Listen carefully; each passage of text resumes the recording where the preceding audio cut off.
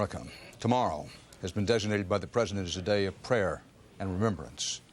Dan Rather reporting from CBS News World Headquarters in New York with Ed Bradley. It's 2 p.m. in the east, and another apparent building collapse in lower Manhattan within the past few minutes was reported, but then it was confirmed that the building had not, at least not yet, collapsed. In Washington, Attorney General John Ashcroft says there were at least 18 hijackers on the planes in all, 5 hijackers each on 2 of the aircraft, 4 each on the 2 others. Ashcroft says they had the support of a, quote, significant number of associates on the ground. Pentagon number 2 man Paul Wolfowitz is promising, quote, a sustained military campaign against those responsible, but he cautions it will take time. But when a high-ranking Defense Department official talks us about a sustained military operation, that's a significant development. Also happening this hour, at least 5 and possibly 7 New York City firefighters have been found alive in the debris and rescued within the hour at the World Trade Center. 5 of them were believed to be trapped in an SUV. They got out alive. President Bush will visit New York City tomorrow. The president has declared Friday a national day of prayer and remembrance. New York City Mayor Giuliani says 4,763 people are missing, including those on board the 2 aircraft that hit the World Trade Center towers. 94 bodies have been found. Some of the bodies will perhaps never be recovered, having evaporated in the flames. At the Pentagon, 190 people are estimated dead, including those on the plane that hit the Defense Department. Across the country, air travel is resuming as tougher security requirements are met. Not all aircraft are flying, not all airports are open yet, but some are beginning to move. Ed Bradley of 60 Minutes is here tracking all this with us. Ed? Dan, I was just looking at this map of the World Trade Center and the immediate area. There are about 8 buildings that are collapsed already or partially collapsed, and there are another dozen buildings or so that have some major damages described and could at some point collapse if they continue to lose structure. This is what we saw that Byron was reporting, that it doesn't appear that a building came down, but what we think is parts of a building came down. And when something starts to fall, they get everyone out of there as quickly as they can. So they have now they have 8 buildings that are collapsed totally or partially collapsed. They have another dozen buildings, including 2 and 3 of the World Financial Center, that are in danger coming down. Lee Cowan is in lower Manhattan covering the rescue operation. Lee? Dan, from our vantage point here on the West Side Highway, you couldn't necessarily hear anything or see that telltale plume of dust and smoke like we've seen so many other times when there was a building collapse. When Byron was talking about it earlier, we tried to look as fast as we could up behind these buildings here and in between these 2 apartment buildings where we have seen those telltale signs before. We didn't see anything. We did get a sense that firefighters were trying to push us back here, as they were with Byron up front. A lot of people trying to get out of the way. It has been a concern ever since this happened, primarily because not only some of these buildings were they damaged from the initial blast themselves, but we understand from some engineers that these fires that continue to burn underground in many cases are weakening some of the foundations of these other buildings around the World Trade Center complex. So even though the building may appear on the outside to look perfectly fine with the exception of some broken windows, it's what's underneath, it's the foundation that could be weakening. To give you a sense, we were talking about these firefighters, these perhaps as many as 5 firefighters, maybe even as many as 7 firefighters now that have been rescued alive. It did add certainly a lot of sense of energy around here. It started to move within the firefighter circles here. And to give you a sense of just how amazing it really is, it's tough to really see from some of the television pictures, but the pile of rubble itself, firefighters say, is about 7 stories above the ground and then another 5 to 10 stories beneath the ground. So in the worst case scenario, you're talking about people being buried under some 17 stories worth of rubble, and the fact that anybody could get out of that alive, let alone walk out of it alive, is indeed truly amazing. And it's not, Dan, it's not just the stories that we're hearing of firefighters being rescued, but it's firefighters' families now that we're hearing stories about. I was talking to a fire captain just a short while ago who said that his son-in-law called him this morning. He hadn't heard from him before, and he called to say that he was on the 83rd floor of the tower, heard a sound of the South Tower, heard a sound, looked out the window, and said he could see the eyes of the pilot, the plane flying directly toward the 83rd floor of that building. And at the very last moment, the plane suddenly jerked up, missed him by perhaps as many as 8 to 10 floors. Firefighters rushed up the stairs. They grabbed him. They were able to get down some 83 floors worth of stairs. They got out of the building just 4 minutes before that tower collapsed. It is the sense around here perhaps best summed up by Captain Peter Gorman. You might have heard him a short while ago. He was quoting a prayer from Father Michael Judge. It was a chaplain of one of the fire brigades out here who is, in fact, among the dead, as we're told. He used to have a very lighthearted look at life. He said, if you want to make God laugh, tell him what you're doing tomorrow. A very lighthearted look that has now become tragically true. Dan. Lee Cowan, live in Lower Manhattan. Let me show you a picture, a live picture. This is from New Jersey, looking across the Hudson River and across the great New York harbor. This is the way it looks now. Remember, if you'd been at this place earlier this week, you would have seen those two twin 110-story towers dominating majestically the scene. Now they are simply holes in the ground, rubble and ruin. We're going to take you now to London, and a former national security advisor in the administration of United States President Jimmy Carter, Zbigniew Brzezinski, one of the world's outstanding authorities on international affairs. Thank you for being with us, Mr. Brzezinski. Nice to be with you. When do you expect some kind of U.S. response to what's happened? I would imagine it may take several weeks, because we're dealing here probably with a comprehensive network that may be operating, in fact, from several countries. And we'll have to deal not only with the network itself, but perhaps with some countries that have harbored these networks. So for an effective and sustained and serious military reaction, we can't rely just on some cruise missile attacks. I think we'll have to undertake a comprehensive action that truly deals with the nature of the challenge.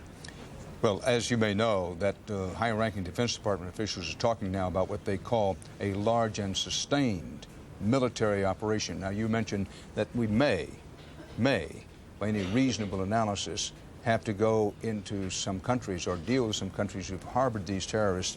From your experience, what would be the list of suspect countries under consideration? You know, that's one thing I really don't want to do, because in a situation of this sort and in the prevailing atmosphere, it's very easy to point fingers and to whip up hysteria. We all know what countries may be involved, but we're not sure as to which are involved. And until we have a clearer picture, I think it's better not to point fingers. But at the same time, I think it has to be stressed that the United States has the right internationally to react unilaterally if it has to. But it is also important to stress that right now we have a lot of international support. And I think it's important to preserve that support when we react. And therefore, we have to be very sure that our reaction is targeted at the right people and at the right places. I certainly understand you're not wanting to list any particular countries, and your point's an important one, that we may have our suspicions as a nation, as a people, of that matter, individually, but we need to deal in facts, and until we have them, better not to name any specific countries. But let me ask you on the other point, you're optimistic about the Bush administration being put together an international coalition to deal with this problem. We've already heard today the president of Pakistan says that he will help the United States deal with this problem. The one country that I haven't heard anything out of would be Iran. Iran presents a particular problem in trying to put together this kind of coalition. Could you give us some context for that?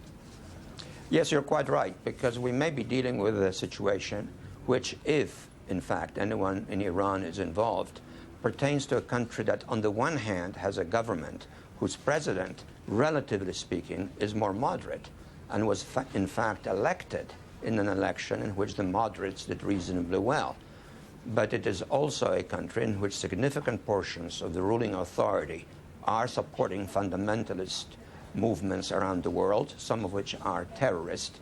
And hence we may be dealing with a situation in which it is not a clear-cut governmental responsibility that is involved. Having said this, once we know who sponsored this, who helped organize it, and who helped protect it, we'll have to react. And I do believe very strongly that the reaction should be sustained, which means not only some cruise missiles fired at some distant targets, but a major military operation with international support if possible, perhaps even with some participation from countries that are showing genuine sympathy and friendship for the United States, but alone if necessary. Zbigniew Brzezinski, former National Security Advisor in our London Bureau, thank you very much. I want to underscore that when Zbigniew Brzezinski talks about Iran, the context of the question, be sure you understand, was, well, in an effort to bring Iran into a coalition to deal with the war on terrorism, there is this particular problem. That was the point he was making. We were not talking about Iran particularly in any special way, possibly harboring terrorists. Our conversation was in the context of trying to bring Iran in to this effort for a sustained war on terrorism. And as Mr. Brzezinski rightly pointed out, it's especially difficult in Iran because you have the split. You have the elected government and, relatively speaking, as he put it, and accurately so, a more moderate elected government. However, some of the hardline, old-line, most fundamentalist and radical mullahs still control in Iran the economy, the military, the secret police, and they have the levers of power as opposed to the elected representative. Again, I know I can hear people saying, ooh, this is so complex and confusing. Yes, folks, it's complex, and yes, it's confusing, but it's the world in which we will now have to become much more aware of as we try to mount this, what the Secretary of State this morning said was going to be eventually a sustained military effort to wipe out terrorism. We go to our Washington Bureau, and most recently Secretary of Defense of the United States, now retired William Cohen. Mr. Secretary, you've been listening this morning. Help us and help our viewers pull out the most significant things that have been said today. Well, several things, Dan. First of all, the discussion about the role of Pakistan in all of this. I think it's very encouraging to learn that the President Musharraf of Pakistan has agreed to cooperate with the United States. Also important to listen to what the limitations in that level of cooperation may be. And we have to understand that he is essentially a military man. And I mention this because it's important to remind our country, our Congress, and others that the role that our military plays in establishing what we call military-to-military contacts with various military leaders throughout the world. It's important that we maintain those contacts. President Musharraf is one that we've had contact with in the past. General Joe Ralston, our Supreme Allied Commander, has had contact with him. General Zinni, who was the head of our Central Command formerly, they've had contacts with him. And so we are building upon those past relations in order to sustain a future relationship with a country like Pakistan. Now, it was suggested that we have some leverage over Pakistan. Number one, the financial leverage, that they would like to have the sanctions removed so that they can have an inflow of capital and to rebuild their country, and that's true. It was also suggested that we tilt very heavily toward India. And you may recall that President Clinton, during his last year, made a very historic trip to India and was well received there and only stopped briefly at the airport in Pakistan itself for a variety of reasons, but to show some disparity of treatment in terms of the U.S. policy toward that region. It's important to understand, as far as Pakistan is concerned, if we tilt so strongly to India, and depending upon that relationship, that also involves China, which has not been mentioned this morning.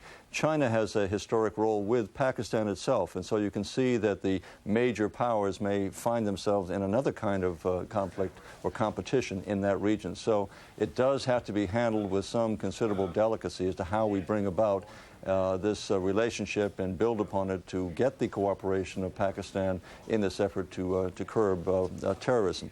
Second point, I think Bob Schieffer made a very important point this morning, talking about Congress united in its resolution and also moving toward a very quick appropriation of some $20 billion.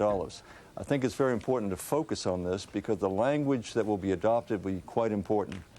I believe that the Congress will be solidly behind the President in his request for these funds. But I also believe that they will look very carefully at the language to be sure that it's used for combating terrorism, because there still is a very deep split on Capitol Hill as to whether or not there should be substantial funding for the National Missile Defense Program, which the President strongly supports. And that's where Senator Joe Biden, that we talked about earlier, will play a very key role. he is not enthusiastic about supporting a national missile defense program and will play a leading role in this debate. So we'll have to look very carefully at what the language is in terms of what Congress finally will adopt very soon. Also in the allocation of those funds. A third point that was made, as Bob Shiva was talking about, is this resolution supporting the president. You may recall during the Gulf War, we had a very long, sustained debate over this issue of whether we should go to war against Saddam Hussein. That debate concluded with a vote, a margin of only about 5 votes, as I recall. And so this is quite a departure. Now you have apparently the leadership of the Democratic Party and the Republican parties coming together in strong support behind the president. And that's important if we're going to be able to sustain this long twilight struggle, this long sustained military operation, which will involve not only military action on multiple levels with multiple strikes in all probability, but also it will involve special operations. It will involve shutting down some access, commercial and otherwise, to various countries who harbor these terrorists. So this is going to be very important to have members of Congress strongly in favor of this long struggle that we're going to have to engage in combating terrorism. Mr. Secretary, when the Assistant Secretary of Defense, Mr. Wolford, said this morning that it would be a, quote, sustained operation, the military operation, once it is mounted in a launch. How long? Well, I think over a long period. What we have to remember here is the focus should not only be upon Osama bin Laden as the alleged perpetrator here. We don't know that yet. He's high on the list. He may be first on the list of suspects involved. But I think we make a mistake in simply pointing to him as the head of this organization and saying if we can only apprehend him or destroy him, that's going to solve the problem. We ought to keep the focus on how we destroy the terrorist network. And that means we're going to have a long, sustained operation, and it will involve military operations from time to time. I don't know that Deputy Secretary Wolfowitz meant to confine this to sustained military operation for this one type of attack that may be planned, but rather a long, sustained military operation in whatever facet it has to be called upon in the future, dealing with a variety of countries, those countries who continue to give support, financial and moral and physical, to these groups who are carrying out acts of terrorism. One other point I'd like to make is as we examine the options, as President Bush and his team look at the options available from a military point of view, and we must remember it'll be military but diplomatic and economic as well, and it has to be multilateral in the long term. We have to have the support of our allies in the long term, that we look very carefully that this has to go after the network and to anticipate that this network will probably retaliate against us in the future as well. This is not going to be a situation where the United States can simply launch one strike or multiple strikes and not expect that those who are out there who are pre-programmed to conduct terrorist operations against the United States won't be carrying out those activities. And that's why we have got to really rethink a great deal about our national security strategy, how we prevent these operations from taking place in the first place, how we enhance our intelligence gathering, and so forth. Former Secretary of Defense Bill Cohen, and now CBS News consultant for purposes of this story. Thank you. Joining us now in our New York studio, the former mayor of New York, also former congressman from the New York area, Ed Koch. Thanks for being with us, Mr. Pleasure. Mayor. You know the city as well or better than anybody. How long is it going to take to get New York City back to anything approaching normal? Well, I believe that next week you will find that the businesses in that area will reopen and that the firms that used to be in the Trade Center will have relocated to other areas. We're a very vibrant city, and I must say that Mayor Giuliani has done a tremendously wonderful job in his leadership of the city, preventing panic, keeping people informed. Governor Pataki has done the same. And New Yorkers are a special breed of people. We're able, when things are bad, to become our best. How is this tragedy going to change the city? I mean, no city can sustain this kind of disaster and be the same, come out of it the same. Well, I must say to you that I have gone to work. Obviously, I'm up in the Rockefeller Center area, and I talk to people. And the people who are directly involved, who are survivors, who I visited a half a dozen or so of the firefighters and the cops, those people have suffered a tremendous trauma. But the rest of the city, while we cry and we are distressed with the pain of others, people are going about their work and they're using mass transit, and I don't believe that we're going to have the sequelae or the things that occur after an event that will change the city. I just don't believe it. I believe that people in the city are very supportive of the president and his announcement that he's going to take dramatic action.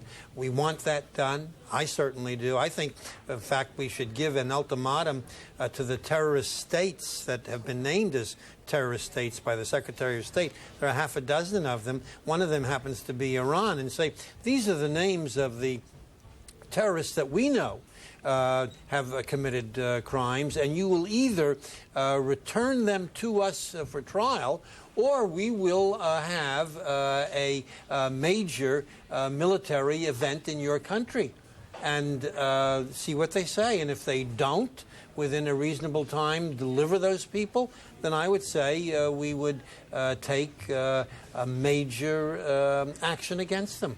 Mayor, it's just been handed to me. Top floors are reported to be buckling at number 1 at 1 Liberty Plaza. That's an office building. Yeah. It's been suspect here for the last 24 hours. Yes. Just pass that along. These sorts of messages, this kind of information is going to be coming for days because there's so many buildings in the area. Well, there are now like minimum of 12 million square feet of commercial space no longer in use. And commercial space is very tight, but I am convinced that every company will ultimately relocate, and I am also convinced, as is Mayor Giuliani, that those trade towers will be rebuilt. Do you think they will be rebuilt? Oh, I do indeed. Well, there was, before all this happened, there was some talk that Wall Street might move to New Jersey, be a little less expensive there. That's like moving to Peoria. Well, said like a true New Yorker. Certainly said like a true New Yorker, and one of the few opportunities to chuckle a little this morning. But, you know, there was some, at least semi-serious talk, saying that New York's too expensive to try to move across the river into New Jersey. You don't have think that's back going to happen office now? space in New Jersey, but if you're a first-line banking institution of any kind, finance, you're in New York or you're nowhere. Would you agree? Mayor Ed Koch, thanks. Tommy Thompson from the cabinet of George Bush has just come out of St. Vincent's Hospital. Health and Human Services Director. Let's pick him up in progress. What we're doing. I'm Secretary of Health and Human Services. Accompanying me is your wonderful Commissioner of Health, Commissioner Novella, and Deputy Secretary of Health and Human Services, Claude Allen. Deputy Secretary Claude Allen and Commissioner Novella, myself, we're here because the President wants to make sure we're doing everything possible for New York City and the state of New York and all of the individuals who have suffered so much. As everybody knows, this was an act of war, and it's something that now we have to pull together as a nation, and the whole nation is grieving with the people in New York and their families, and we're here to make sure that we provide the services necessary. I've already met with the mayor and the governor today to offer our assistance in regards to health and human services. We're going to provide for as much assistance as necessary to make sure that the children and the families get the necessary counseling and the necessary treatment. And also the opportunity to talk to the mayor about getting some people from CDC, the Center for Disease Control, to come here and do testing on air and water and make sure that everybody knows that we will be able to protect the public health of all of the citizens, especially the workers who are down doing such a tremendous job. I also had the privilege a few minutes ago to talk to some of the individual workers who are in the hospital, some of those who came in today, some of those who are suffering from injuries they received a couple days ago. I also talked to some employees from Blue Cross Blue Shield who got burned severely. Had a chance to talk to them, and I now just was able to talk to the Hospital Association with members from the major hospitals in New York about the assistance and support that they need. And we are going to go back to Washington, D.C. and make sure that that support and assistance will be available. We also have a 1-800 number. What is it?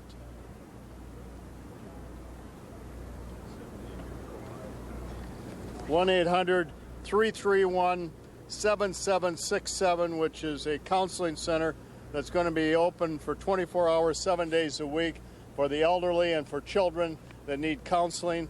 And this, of course, will be set up and running. We're also providing services to the elderly and making sure that that continues. And we will have our regional office hopefully up and running by tomorrow to provide any further services that the people of New York need. And so I thank you very much for giving me this opportunity. Commissioner, do you want to say a few words? Well, the Secretary of Health and Human Services, Tommy Thompson, who was governor of Wisconsin and recently appointed by President Bush to this role, visiting St. Vincent's Hospital here in New York and making those statements. We go now to Mika Brzezinski, who's in Lower Manhattan, where there have been more rumblings from the area of collapse. Mika? Yeah, everyone's on edge here, Dan. Excuse my appearance, but I have our producer on the phone, Mike Noble. He's down. If you can look behind me, you see a bridge there on the corner of West Broadway and Warren, which is about 2 blocks beyond that bridge and a bit over to the left. Mike is there. He called me to tell me that everyone inside a building about 10 stories high. Is that correct, Mike? A building about 10 stories high.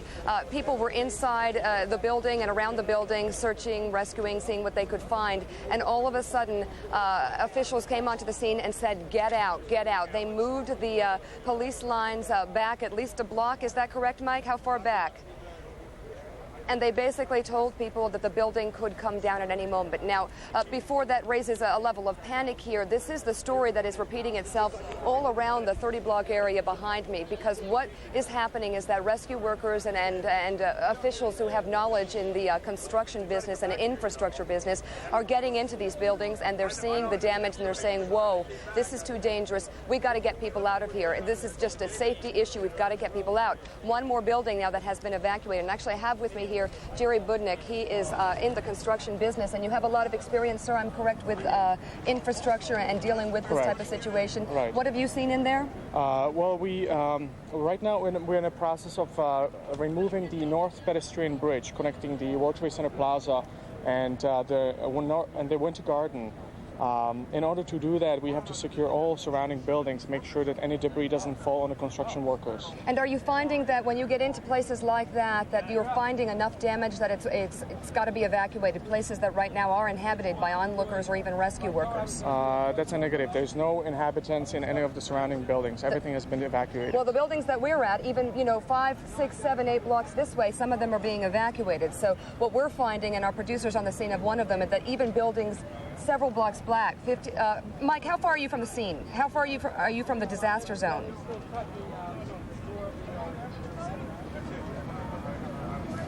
Ten to 12 blocks from the disaster zone now, buildings are being evacuated. They're finding infrastructure problems in those buildings. That obviously makes sense to you in a situation like this? Correct, yes. If there was any debris that fell on the roofs and the roofs may collapse, there will be a structural problem. Jimmy, thank you very much. Again, this is a situation that we've seen. I was down at the scene earlier today, and again, the police lines were getting tighter, people were being moved, and the situation was changing to the moment. Dan, back to you.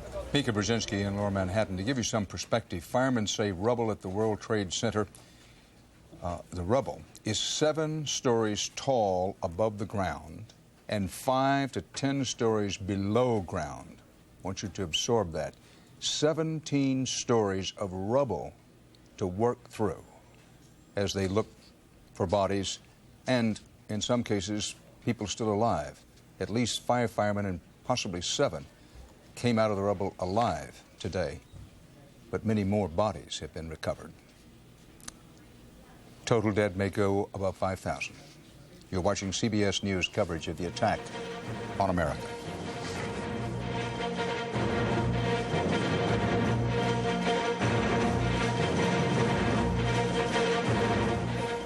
At CBS News World Headquarters in New York, Dan Rather reporting. These are the headlines of this hour in the attack on America.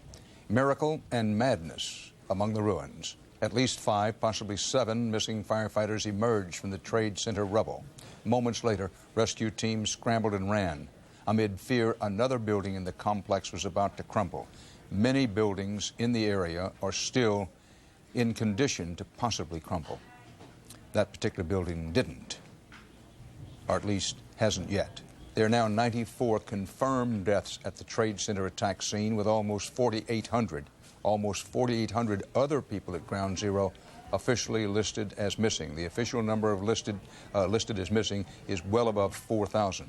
126 military and civilian Pentagon employees have been confirmed dead in the attack there. These deaths do not include the at least 266 people killed in the 4 hijacked planes. The final death toll, if you extrapolate today's figures out, may top 5,000. Attorney General Ashcroft says there were at least 18 hijackers in the attacks in the air, plus, quote, a significant number of associates backing them up on the ground. Secretary of State Powell says there appears to be a link to the terror outfit run by Osama bin Laden. He mentioned him by name. The Defense Department says the U.S. response, when it comes, will require a sustained military campaign, and at least $20 billion is being set aside as a down payment, it's being called, to bankroll that, quote, sustained military operation against terrorism. The President will visit New York City tomorrow. The President says it will be a day tomorrow of national prayer and remembrance. Ed Bradley, tell us about the scene at the recovery area and the rest of what can only be described as a tense city. Yes, things are getting a little better, but it's still pretty tense in New York City. It is, and there's hope, as we saw this morning when they found five more firefighters, and that's what's keeping them going, the hope that they will find even more. But as one doctor said, there are 4,700 still missing, and we're seeing lots and lots of body parts and not a lot of people coming out.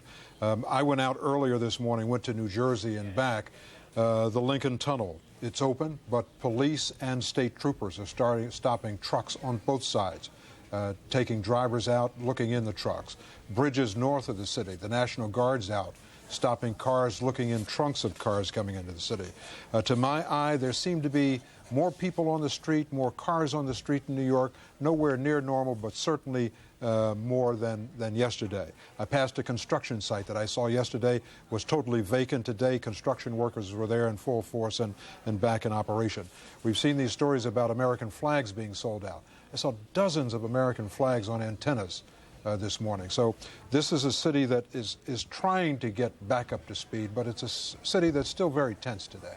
Well, it has to be when you consider the job still at hand. Month and a half, 2 months, perhaps longer, just to clear the rubble and debris and take care of the bodies. Let's go down to CBS News Chief Washington Correspondent Bob Schieffer. Bob? Dan, maybe I should just add on to what you're talking about, because I have kind of a little personal side to what the hell on earth that New York has become. It is not. Of course, those poor people down that were trapped in all of that rubble and stuff. But the disorder and confusion that's going on in New York is not just in those areas. For example, one of my grown daughters, who you know very well, lives in New York. Last night, there was a bomb threat at the Empire State Building. Her building was evacuated in the middle of the night. People gathered out in the streets. Police were down there. It blocked off streets around there. Finally made her way back home, goes back to work today. She works in a large building in Times Square just a short time ago.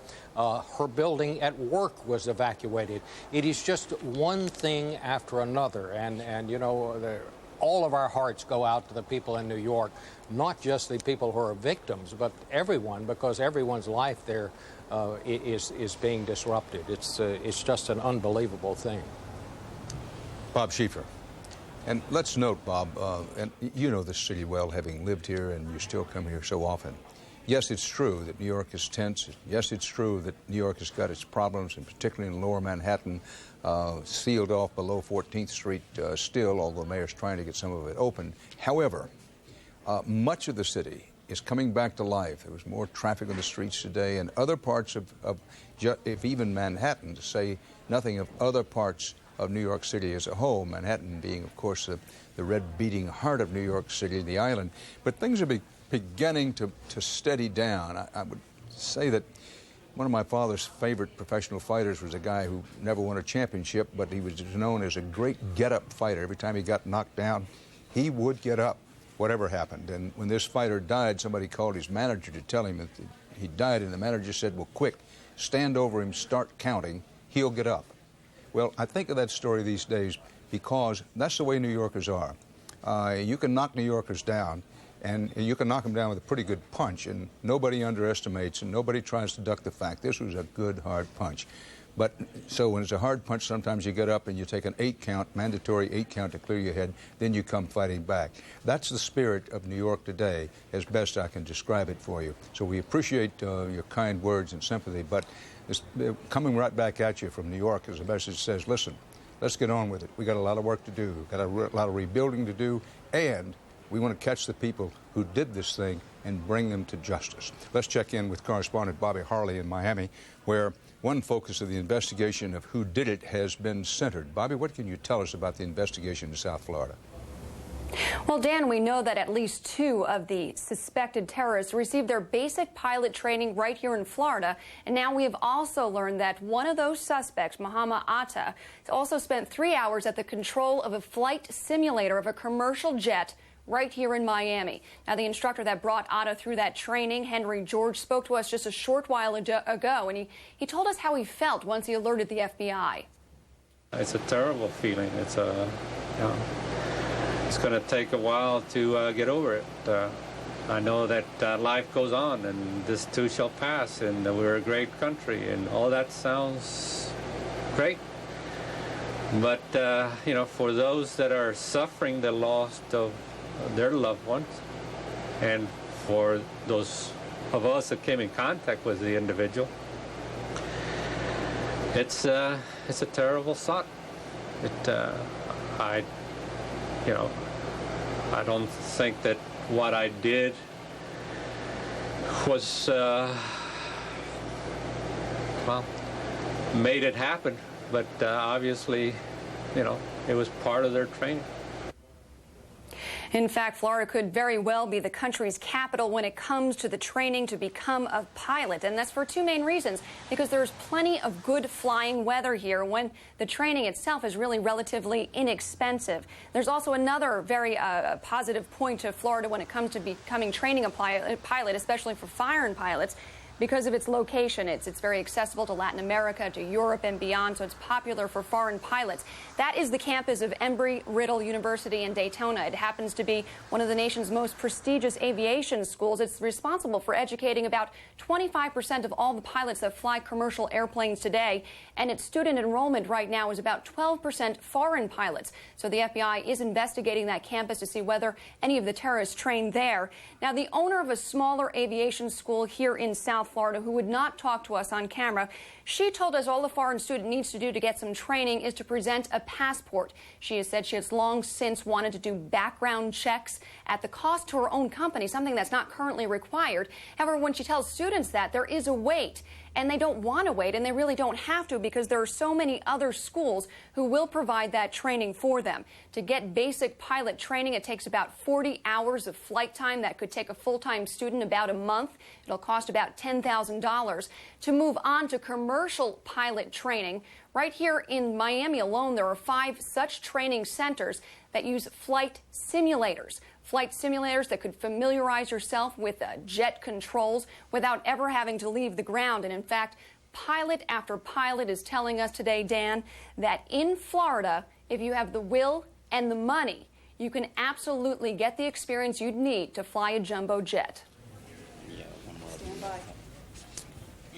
Well, the FBI investigation throughout South Florida continues because what some people will call an outrageous situation, but keep in mind it was totally legal, of people from various foreign countries with only a work permit, if that, come in, plunk down their money, and get trained to fly a high-performance aircraft.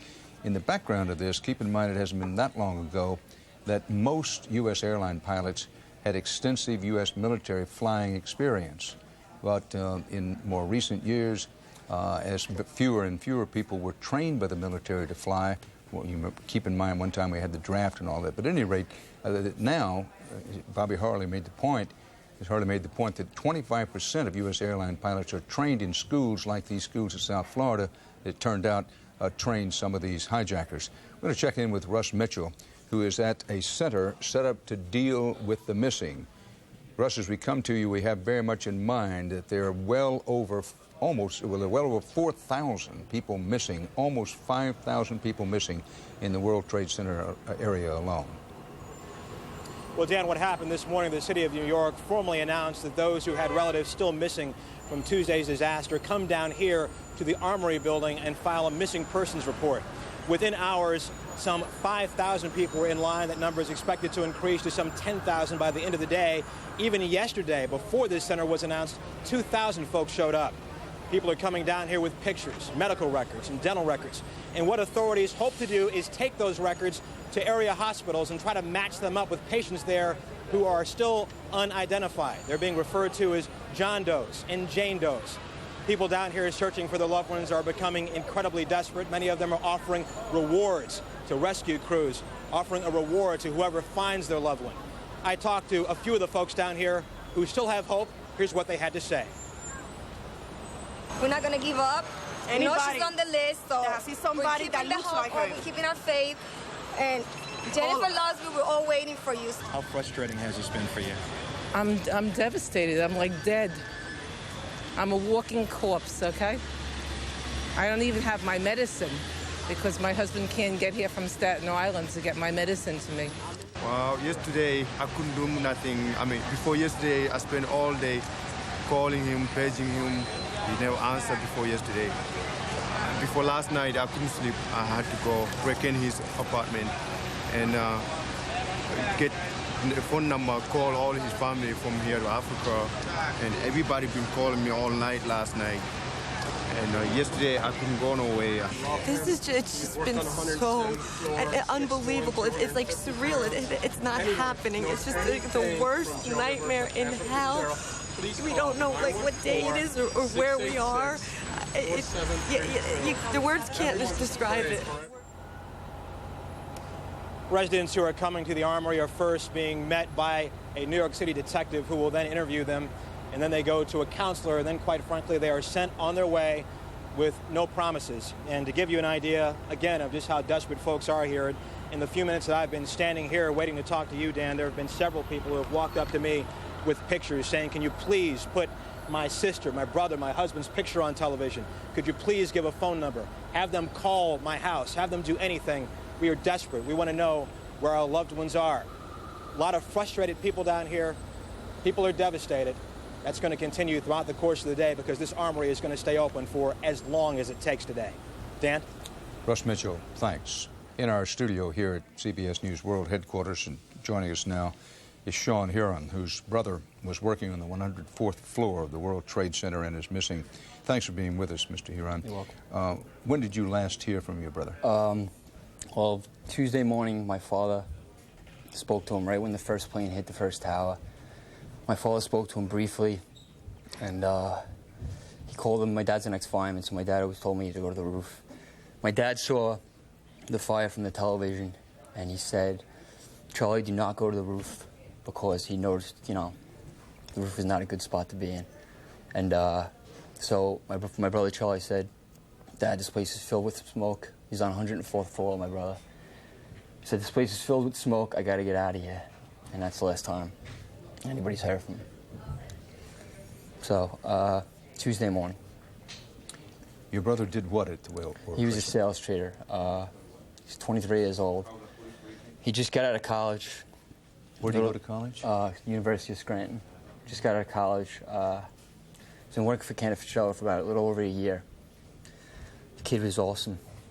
And this is the firm that was hardest hit, wasn't it? Yes, they had about 5 floors in One World Trade Center, so they had about 1,000 people in the building. 730 of them are still missing. You know, the better than I had, I guess. Yeah. Have you been to the Armory? I was down at the. I've not been at the Armory because I was down at New School, which supposedly yesterday had the best list, like the most accurate list of missing people. And, you know, I heard from a source to go to a hotel on 61st Street which Cantor Fitzgerald was hosting just for employees of the firm, which would narrow it down.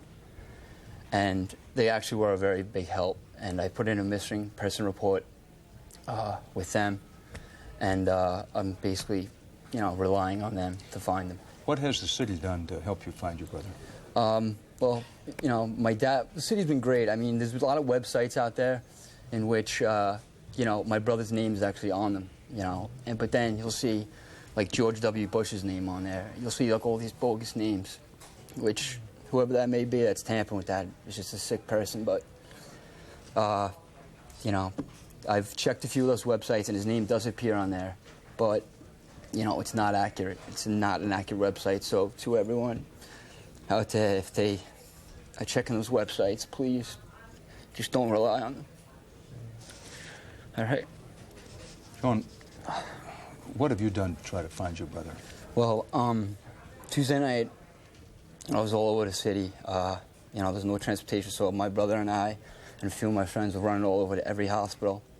We were at Bellevue, NYU, Cabrini, like every hospital you can imagine on Manhattan Island. And, they were pretty helpful. They really were. And it was somewhat organized. But obviously, they couldn't, my brother wasn't turning up at any of those places. So, I just felt it was the best for me to get back to my family because I live in Manhattan. My family lives in Rockaway Beach. Sean, speaking of family, it's my understanding you have 4 family members missing. Yes, I have cousins missing and my brother. We want to put up I'd love for you to do that. We've done with your brother, and perhaps with these pictures up, you could give us a very brief description. This is Peter. Correct. And he is? He's a cousin of mine, second cousin of mine. Missing? Yes. And then there is Mike. It's Mike Andrews, cousin of mine. Missing? Correct. Where do they work? They work at Cantor Fitzgerald. And John? John Farrell, yes. He worked there as well? Yes. Cousin? Cousin. Where were you when this happened? Well, I work on 125 Broad up Fawnstock, and so you're right in the area. Yes, I was, at the end, more south than the World Trade Center, and obviously I saw, I was at my trading desk and I saw the plane hit, and my first reaction was my brother, and my other brother, my brother Charlie's twin brother Billy, came over to get me at my building, and we started to make our way up to the World Trade Center. And it was just mass chaos everywhere. And while we were running up like Broadway, just the building, the first tower came crumbling down. And, it was just, a massive amount of smoke just piling down the street, people running everywhere. And,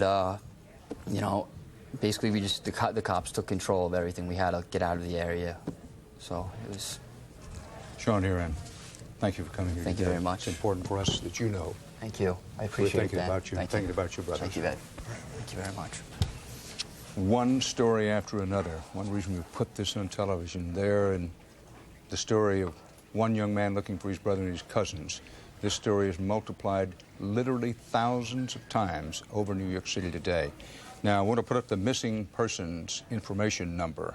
For missing person information, here are numbers that you can call and locations to which you can go, particularly for people out of town and other states.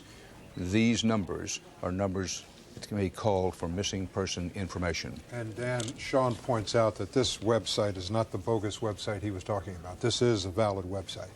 And as best we can make out, this is the most reliable website that's going, www.wtcfamilies.com.org. Give folks a look at it. And those are the numbers. Now we go to John Roberts at the White House for an update. John? Dan, we just want to take you a little bit further down the road of where the president is going in terms of retaliation for Tuesday's attacks. Last evening, we began talking about this resolution that the president is seeking from Congress to show support and to authorize the use of military force. Now, under the Constitution, Dan, the president is allowed to use military force and commit the armed forces in event of a national emergency precipitated by an attack against the United States. So he would be well within his constitutional constitutional powers to go after whoever is responsible, and we have seen presidents do that in the past. But, Dan, this president really made a point today, and yesterday the Secretary of State made a similar point, that he is trying to build a coalition, a global coalition against terrorism, meaning not only leaders of America's allies, but also he wants to make sure that every member of Congress is standing resolutely behind him. Now, a congressional aide to one of the Republican leadership in the House told me that what the president is essentially doing is he is seeking authorization to go to war against these terrorists, though a Democratic source told me that this falls short of a resolution under the War Powers Act. You might remember back in 1990, George Bush Sr. went to Congress for a resolution under the War Powers Act to use military force against Saddam Hussein after the invasion of Kuwait. That resolution, by the way, Dan, carried with it a provision that the president must exhaust all diplomatic and other peaceful means to obtain compliance by Iraq with the United Nations Security Council resolutions before using military force.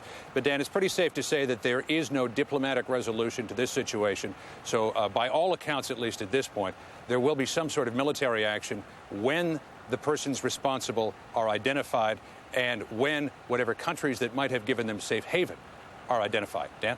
John Roberts live at the White House. We go back to Lower Manhattan and Mika Brzezinski, who's with some of the people who helped rescue some of the firefighters who were rescued this morning. Mika? Yeah, Dan, a few hours ago you talked about it. You called it a miracle in the madness, and Steve Felice saw it. He's from the Millville, New Jersey Fire Department and Police Department. Sorry about that, sir. You were there when the two firefighters were brought out. Tell us what you saw. Well, myself and a partner of mine, Jody Farabella, were approximately 25 yards in front of where the firefighters were rescued from. As we were moving debris from the pile of rubbish, we noticed that two firefighters had come past us, and the crowd started chanting, "USA, USA." It was a really exciting moment. You were on your 15th hour. You were there all night. From what you saw all night long, how did this moment help you keep going? Like I said, it just boosted everybody's morale. It just wanted us to keep going and going and going. I mean, actually, we were on our way home now. We really didn't want to leave because it was just so intense. Where were they? Do you know where they came out from?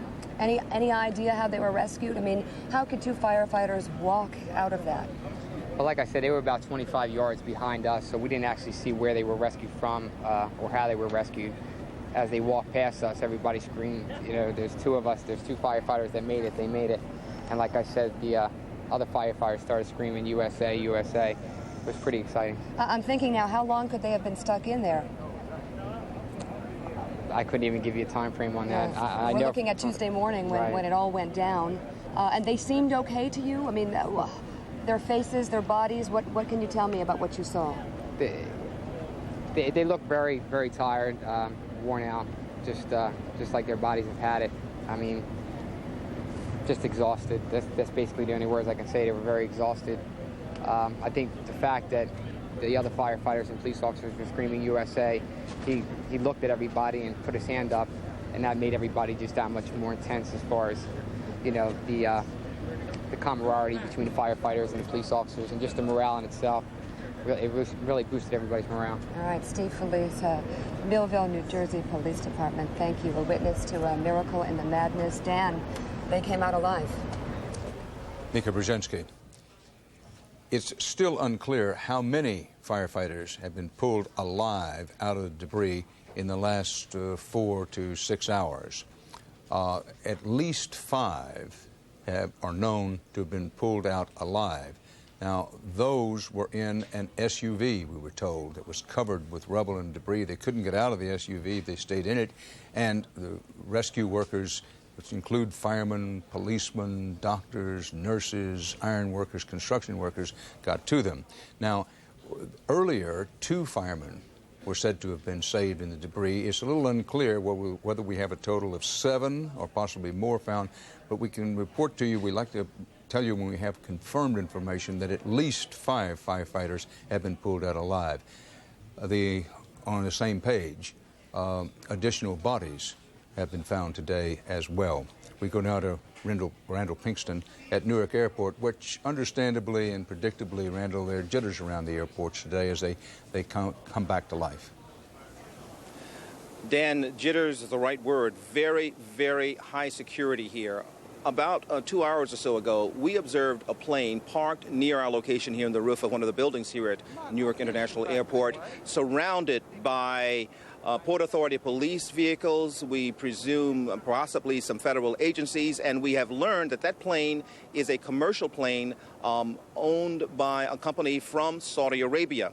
Port Authority officials tell us that the plane was detained on request of the State Department, and they have also detained the flight crew and security crew. We have seen 4 people in handcuffs brought into this building under the escort of Port Authority officials, and since the plane was held at the request of the U.S. government, we also presume that federal officials will be asking questions of these people. Why would they hold a Saudi plane? Of course, Saudi Arabia is one of America's foremost allies in the Middle East.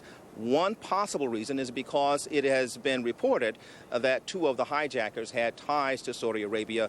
It is a question that we will hopefully find the answer to as to whether this plane, this crew, had any connection at all to the individuals, 2 of the individuals at least, who were responsible for the terror across the river in Lower Manhattan at the World Trade Center Towers explosions. The other story here today, of course, is commercial aircraft movement. We can tell you that as of now, there have been no departures from Newark. All of the planes that have been landing, for the most part, have been repositionings, empty flights brought in by Continental, the largest of the airlines operating here at Newark, so that they can be ready for departures when the go-ahead is received from the airlines and the FAA. And finally, this footnote. As many people in America may not know, New York's 3 airports are operated by a semi-autonomous agency called the Port Authority of New York and New Jersey. One of the many facilities that they had under their administration was the World Trade Center, and of course the World Trade Center Towers. 2,000 Port Authority employees worked in the World Trade Center Towers, and when those buildings went down, the Port Authority workers lost many of their friends and colleagues. And notwithstanding that, they, like so many other of the rescue workers, the emergency workers, the officials here in New York City, have gotten too busy to do the job to get these airports reopened, even in the midst of this tragic moment, personal moment of tragedy and sadness for them. The word, as you have said throughout the day, Dan, if you have a ticket anywhere, don't assume because it says the airports are open that you're going to be going anywhere today. Do call the airport before you leave. It will be several days before flights resume anything like normal. Here at Newark, we're not expecting any departure before 3 p.m. That's Eastern time. In a few minutes, we may see the first departure, but it will be minimal activity, departures and arrivals for the remainder of the day and possibly for several more days. Dan? Randall Pinkston at Newark Airport, just across the Hudson River in New Jersey. The situation at airports and airline travel is this. The FAA has lifted its ban on airline travel. Airports and its place-to-place, sporadic, airports coming back to life. Some flights will be leaving from some airports, but it's going to be days, maybe many days, before things get back to anything approaching normal. And if you have to go to an airport, you must be prepared. Bring patients along. Bring his little baggage, bring patients along, and expect very tight security.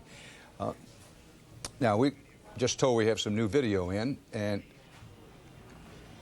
these pictures are from inside the Millennium Hotel, which is down in the area of the World Trade Center. And, well, there's nobody there. It was evacuated. And you can see it's a mess, to say the least.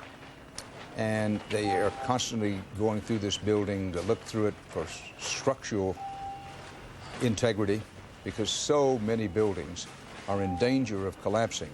That's what happened at One Liberty Plaza, which is just to the east of the 2 towers that collapsed. This is a 53-story building. The top 10 floors started to buckle, so all of these people who were doing search and rescue had to come out. Can we go back to that shot, by the way? Did you see that? In the debris of the Millennium Hotel, they had that screen, apparently one of the security screens, that was still flashing fire, fire, fire. And listen to the eeriness of this little bell.